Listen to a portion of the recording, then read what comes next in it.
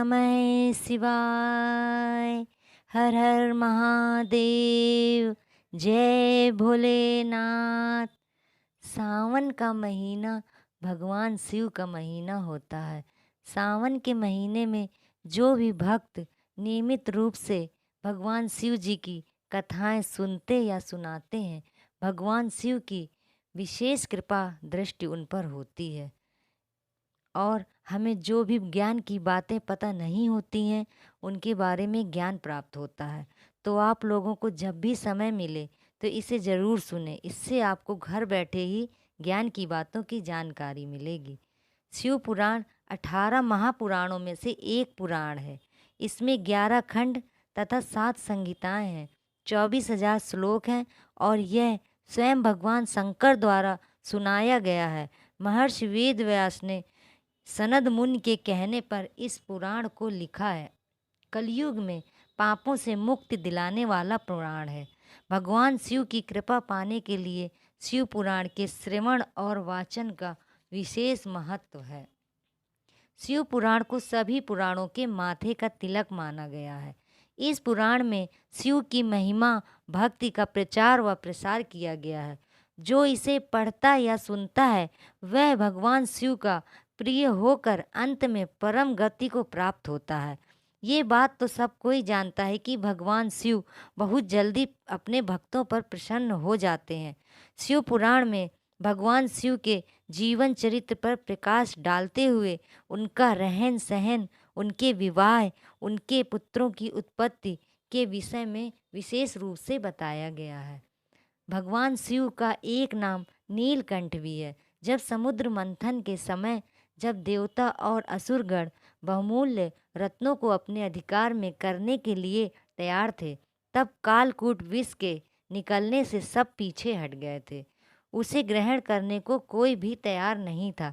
तब भोलेनाथ ने उस महाविनाश विष को अपने कंठ में धारण कर लिया, जिस कारण उनका कंठ नीला पड़ गया और तभी से उनका एक नाम नीलकंठ भी है। इन्हीं शिव के चरित्र का वर्णन शिव पुराण में किया गया है। आइए अब सुनते हैं कि शिव पुराण महात्म का, जिसमें सनत जी प्रश्न करने पर श्री सूत जी का उनकी महिमा सुनाने का वर्णन किया गया है। आप सभी से अनुरोध है, नियम से इसे श्रवण करें, इससे आपको ज्ञान की प्राप्ति होगी। सनत जी ने पूछा, हे महाज्ञानी सूत जी, आप संपूर्ण सिद्धांतों को जानने वाले हैं। हे प्रभु, मुझे पुराणों के सार तत्वों का वर्णन कीजिए। ज्ञान और विवेक की वृद्धि कैसे होती है तथा साधु पुरुष किस प्रकार अपने काम, क्रोध आदि मानसिक विकारों का निवारण करते हैं और कलयुग में सर्वश्रेष्ठ उपाय क्या है। ऐसा कोई साधन बताइए जो सबसे उत्कृष्ट व उत्तम हो। निर्मल मन वाले व्यक्ति को शिव की महिमा की प्राप्ति हो जाए।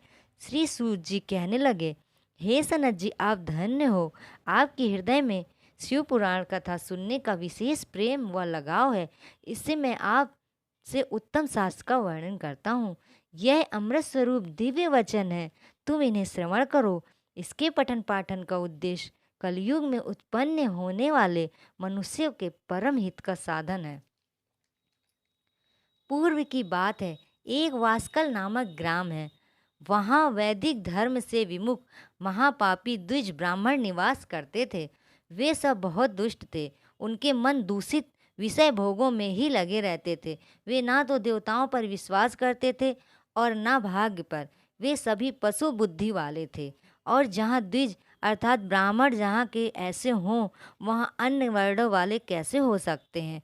वे सभी कुकर्मों में लगे रहते थे। वे अपने भोगों में ही इस डूबे रहते थे। वहाँ की स्त्रियां भी कुत्सित विचार वाली और सदाचार से शून्य हैं। इस प्रकार वहाँ दुष्टों का ही निवास था। वास्कल गांव में एक बिंदु नामक एक ब्राह्मण रहता था। वह बड़ा ही अधर्मी था, महापापी था। उसकी स्त्री बहुत सुंदर थी, तब भी वह कुमार्ग पर ही चलता था। उसकी पत्नी का नाम चंचुला था। वह उत्तम धर्म के पालन में लगी रहती थी, पर वह दुष्ट ब्राह्मण वेश्यागामी हो गया था। बहुत दिनों तक ताप सहने के बाद काफ़ी समय तक धर्म से विमुख नहीं हुई थी। पर वह दुराचारी पति की आदतों से प्रभावित होकर आगे चलकर उसकी स्त्री भी दुराचारिणी हो गई। दुराचार में डूबे हुए पति पत्नी का बहुत सारा समय ऐसे ही बीतने लगा। कुछ दिनों बाद वह बिंदुक मृत्यु को प्राप्त होकर नरक में जा पड़ा। बहुत ताप सहने के बाद वह नरक में पिशाच बन गया। इधर उसकी पत्नी काफी समय तक अपने बच्चों के साथ रही। कुछ दिनों बाद वह अपने भाई बंधुओं के साथ अन्य क्षेत्र में गई। किसी तीर्थ स्थान के जल में स्नान किया और बंधुओं के साथ घूमती हुई वह एक ब्राह्मण के मुख से पौराणिक शिव पुराण की कथा सुन ली। वो ब्राह्मण कह रहे थे कि जो स्त्रियां पर पुरुषों के साथ रहती हैं वे मरने के बाद यमलोक में जाती हैं तो उन्हें तपे हुए लोहों से दागते हैं। ब्राह्मण के मुख से कथा सुनकर चंचला भय से व्याकुल होकर कांपने लगी। जब कथा समाप्त हुई तो वह ब्राह्मण से एकांत में जाकर कहने लगी, हे ब्राह्मण देव, मुझसे अनजाने में बड़ा दुराचार हुआ है। आप मेरे ऊपर दया करके मेरा उद्धार कीजिए। आज आपके वचन सुनकर मुझे बड़ा भय लग रहा है। कांप उठी, मुझे इस संसार से वैराग्य हो गया है। वहाँ कौन मुझ पापनी का साथ देगा? मैं नरक की विशेष यातना को कैसे सह पाऊंगी? हे ब्राह्मण, आप ही मेरे गुरु, मेरे माता पिता हैं। आपकी शरण में आई हूँ।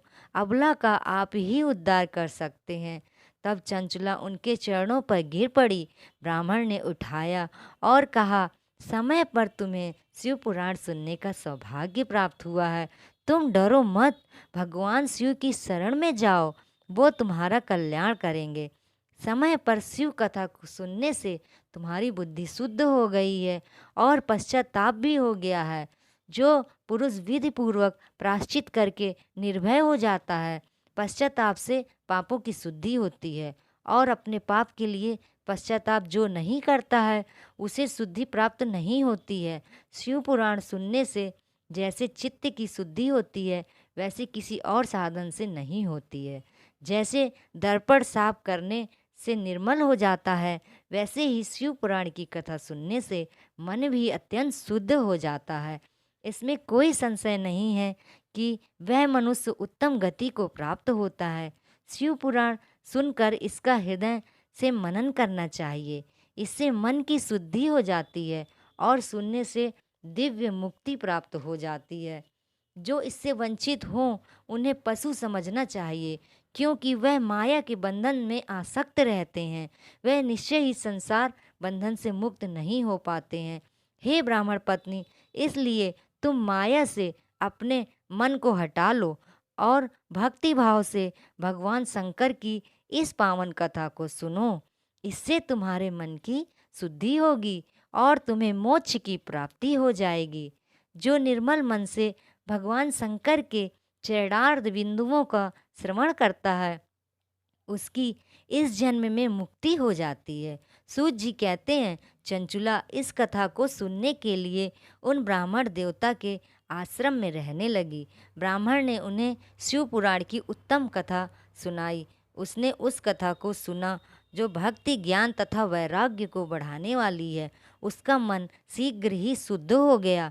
वह समय पर ज्ञान प्राप्त कर चंचुला ने अपना शरीर त्याग दिया।